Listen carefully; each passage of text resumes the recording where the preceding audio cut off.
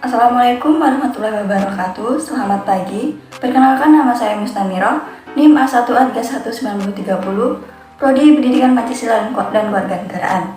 Video ini saya buat untuk memenuhi tugas ujian akhir semester mata kuliah Hukum dan Hak Asasi Manusia dengan judul materi yaitu Jaminan Konstitusi atas Hak Asasi Manusia dalam Konstitusi RIS tahun 1949. Baiklah, langsung saja kita bahas mengenai materi yaitu latar belakang terbentuknya negara Republik Indonesia Serikat. Setelah Indonesia merdeka pada tanggal 17 Agustus 1945, Belanda masih merasa mempunyai kekuasaan atas Hindia Belanda, yaitu negara bekas jajahan masih di bawah kekuasaan kerajaan Belanda dengan alasan A. Ketentuan hukum internasional. Menurut hukum internasional, suatu wilayah yang diduduki sebelum statusnya tidak berubah, ini berarti bahwa Hindia Belanda yang diduduki oleh bala tentara Jepang masih merupakan bagian dari kerajaan Belanda. Oleh karena itu, setelah Jepang menyerah, maka kekuasaan di Hindia Belanda adalah kerajaan Belanda sebagai pemilik atau penguasa semula. Yang B maksudnya yaitu Perjanjian Potsdam, yaitu perjanjian diadakan menjelang berakhirnya Perang Dunia II yang diadakan oleh negara sekutu dan pihak Jepang, Italia, dan Jerman. Perjanjian ini menetapkan bahwa setelah Perang Dunia II selesai, maka wilayah yang diduduki oleh ketiga negara ini akan dikembalikan kepada penguasa semula. Atas dasar perjanjian di atas, maka Belanda merasa memiliki kedaulatan atas Hindia Belanda secara de jure. Akibatnya, adanya pandangan ini yang kemudian menimbulkan konflik senjata antara tentara Indonesia dengan Mika pada tanggal 10 November 1946 di Surabaya. Untuk mengakhiri konflik ini, diadakan perundingan antara Indonesia dan Belanda pada tanggal 25 Maret 1947 di Linggarjati atau Perundingan Linggarjati, yang antara lain menetapkan 1. Belanda mengakui RI berkuasa secara de facto atas Jawa, Madura, Sumatera, di wilayah-wilayah lain yang berkuasa adalah Belanda. Yang kedua, Belanda dan Indonesia akan bekerja sama membentuk RIS. Yang ketiga, Belanda dan Indonesia membentuk UNI Indonesia Belanda. Hasil perundingan ini sesungguhnya merugikan bangsa Indonesia karena wilayah kedaulatan Indonesia semakin sempit.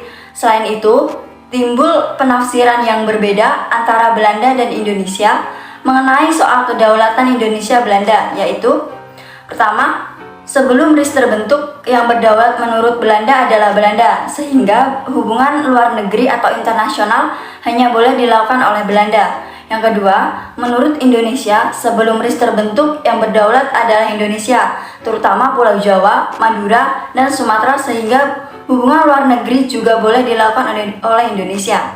Yang ketiga, Belanda meminta dibuat polisi bersama, tetapi Indonesia menolak.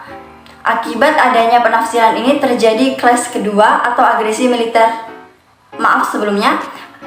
Akan terjadi penafsiran ini terjadi clash pertama atau agresi militer pertama pada tanggal 21 Juli 1947 dan clash kedua atau agresi militer 2 pada tanggal 19 Desember 1948. Bentrok senjata Indonesia dan Belanda ini kemudian dilerai oleh Perserikatan Bangsa-Bangsa atau PBB dan melakukan gencatan senjata serta dibuat suatu perundingan baru di atas kapal Renville tahun 1948 atau Perjanjian Renville yang menetapkan 1. Belanda dianggap berdaulat di seluruh Indonesia sampai terbentuk RIS. Yang kedua, RIS mempunyai kedudukan sejajar dengan Belanda.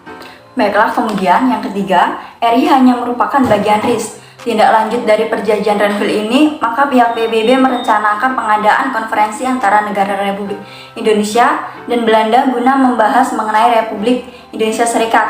Pada tanggal 2 November 1949, KMB menghasilkan beberapa kesepakatan, yaitu 1. Didirikannya negara Republik Indonesia Serikat.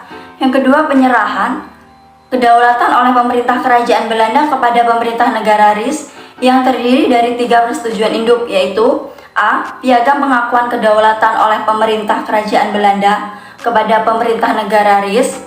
B. Statut Unik UNI. Yang C. Persetujuan pemindahan.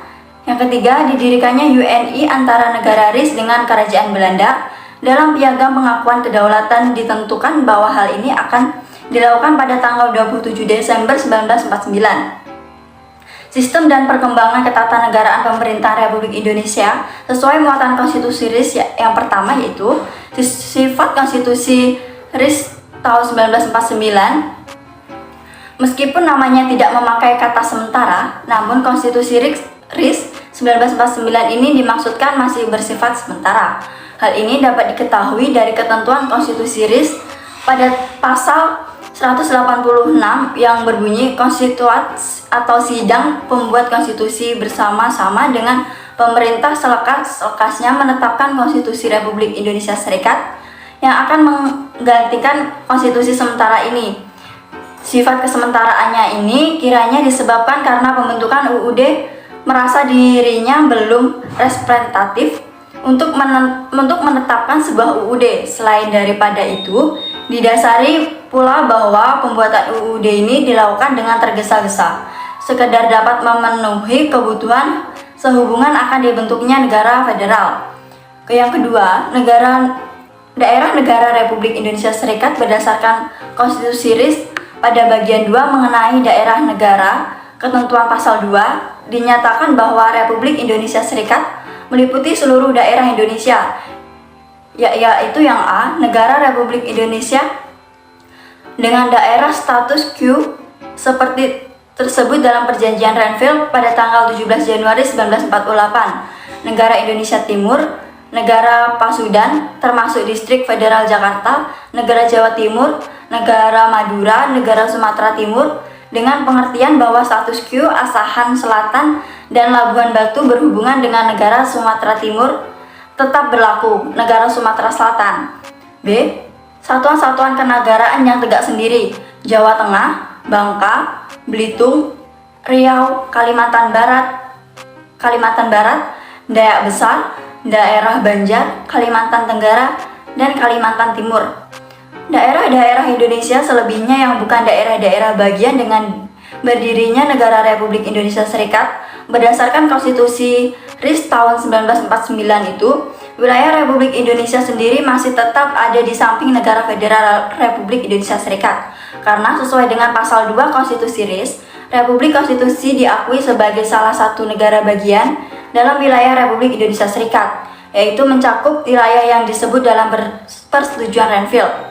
Yang ketiga, bentuk negara Republik Indonesia Serikat dalam muatan Konstitusi Republik Indonesia Serikat, maka dapat diketahui bahwa bentuk negaranya adalah federal. Yang keempat, alat perlengkapan negara. Perlengkapan Federal Republik Indonesia Serikat adalah Presiden, Menteri-Menteri, Senat, Dewan Perwakilan Rakyat, Mahkamah Agung Indonesia, Dewan Pengawas Keuangan. Yang kelima yaitu sistem pemerintahan Republik Indonesia Serikat. Dalam pasal 1 ayat 2 dijelaskan bahwa kekuasaan kedaulatan Republik Indonesia Serikat dilakukan oleh pemerintah bersama-sama dengan Dewan Perwakilan Rakyat. Yang keenam, hubungan negara dengan rakyat. Konstitusi RIS mengatur pula hubungan antara negara dengan rakyat. Dalam Konstitusi RIS, rakyat dijamin hak dan kebebasan dasar manusia. Hal tersebut dapat dilihat dalam Konstitusi RIS bagian kelima mengenai hak-hak dan kebebasan-kebebasan dasar kemanusiaan, yang diantaranya pasal 7 ayat 1, hak hidup meliputi hak politik, hak hukum, dan hak sipil. Yang B, hak merdeka pasal 25 meliputi hak tentang pekerjaan. C, hak memiliki ayat 1 dan hak mendapatkan penghidupan yang layak pada pasal 27 ayat 2. Perubahan daerah suatu daerah bagian berikut pula masuk ke dalam atau menggabungkan diri kepada suatu daerah bagian yang telah ada. Hanya boleh dilakukan oleh suatu daerah sungguh-sungguh pun sendiri, bukan daerah bagian, menurut aturan-aturan yang ditetapkan dengan UU Federal, dengan menunjang asas-asas seperti tersebut dalam pasal 43, dan sekadar hal itu mengenai masuk atau menggabungkan diri dengan persetujuan daerah bagian yang bersangkutan. Akibat dari adanya penggabungan ini, maka negara Republik Indonesia Serikat terdiri dari 3 negara bagian yang meliputi Republik Indonesia, negara Indonesia Timur, dan negara Sumatera Timur. Sekian yang dapat saya sampaikan. Saya ucapkan terima kasih. Wabillahi taufiq wal hidayah. Wassalamualaikum warahmatullahi wabarakatuh.